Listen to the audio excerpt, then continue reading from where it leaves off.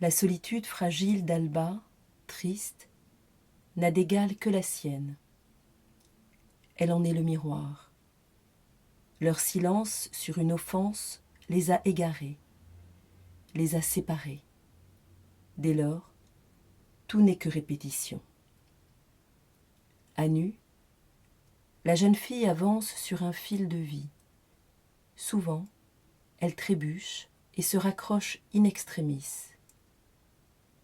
Elle cherche, guette, espère un regard concerné.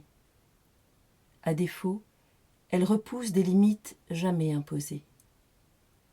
La seule réponse donnée est une liberté hors cadre. Elle y va, à l'instar du soldat volontaire, parti au front, partagé entre l'adrénaline du danger, du combat, la peur et la désertion devant la certitude d'une agonie d'ennui. Elle fuit une langueur sombre, insidieuse, paralysante. Le ciel est souvent bas dans cette ville.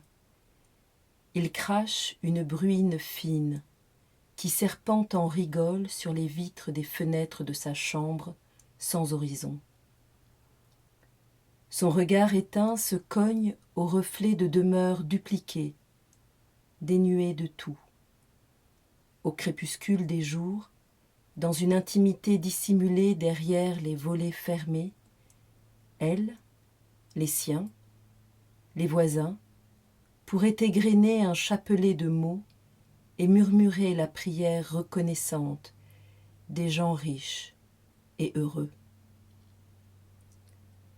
Tout ici ne pourrait être qu'inconsciente légèreté.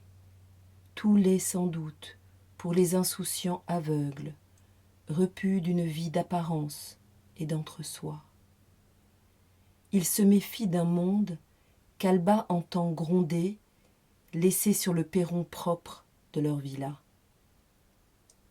De chez elle, de chez eux devrait-on dire, elle éprouve le vide, celui perméable des fastueuses avenues désertes adjacentes, celui des innombrables pièces décorées et inhabitées, celui de la cheminée sans flamme ni cendre, celui de la cuisine sans effluve, celui des silences qui se heurtent en un écho chaque jour répété.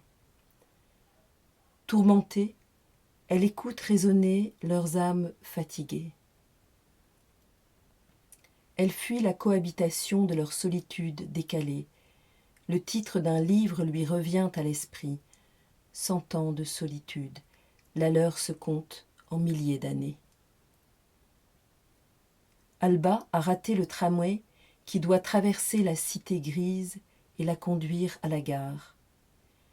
Il s'éloigne dans l'avenue, la nargue de ses grincements, de ses courts-circuits électriques. Elle tend le bras.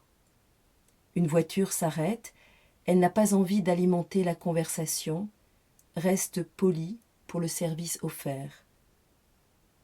Le balai régulier des essuie-glaces sur le pare-brise, le cliquetis du clignotant battant la mesure, excuserait presque la gêne d'une cohabitation transitoire.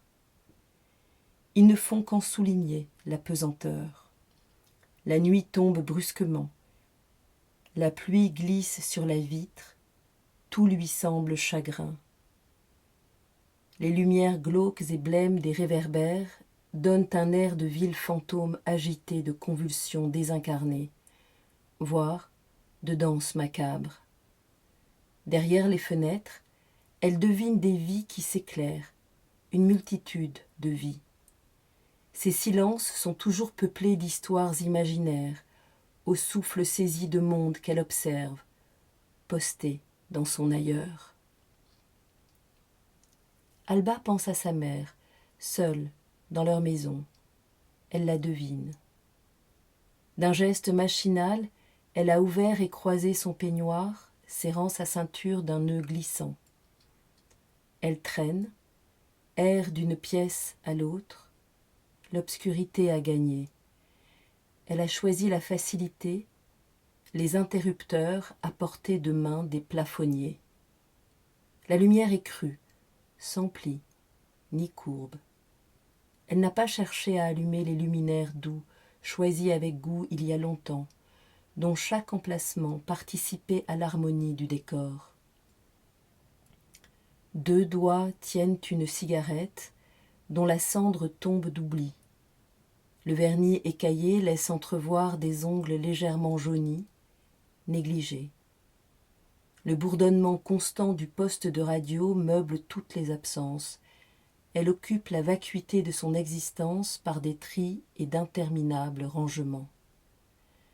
Sa mère défait pour refaire, récidive chaque jour, avec lassitude. Alba la laisse, comme elle fut elle-même abandonnée, par inadvertance. La voiture s'arrête devant la gare. Elle remercie d'un sourire juste esquissé. La pluie froide a formé des puits d'eau dans la chaussée, constellés de trous, délaissés depuis longtemps par les autorités. Pressée de rejoindre son asile de solitude, elle ne prend garde en ouvrant la portière. Sa chaussure droite s'enfonce dans une flaque. Un frisson glacé la saisit. D'elle, avant qu'il ne redémarre, bousculé par les klaxons des voitures empêchées, le chauffeur retient l'image d'une jeune femme belle, les cheveux frisottants d'humidité, épars sur les épaules, le visage masqué par la tristesse, les yeux noirs chargés de larmes.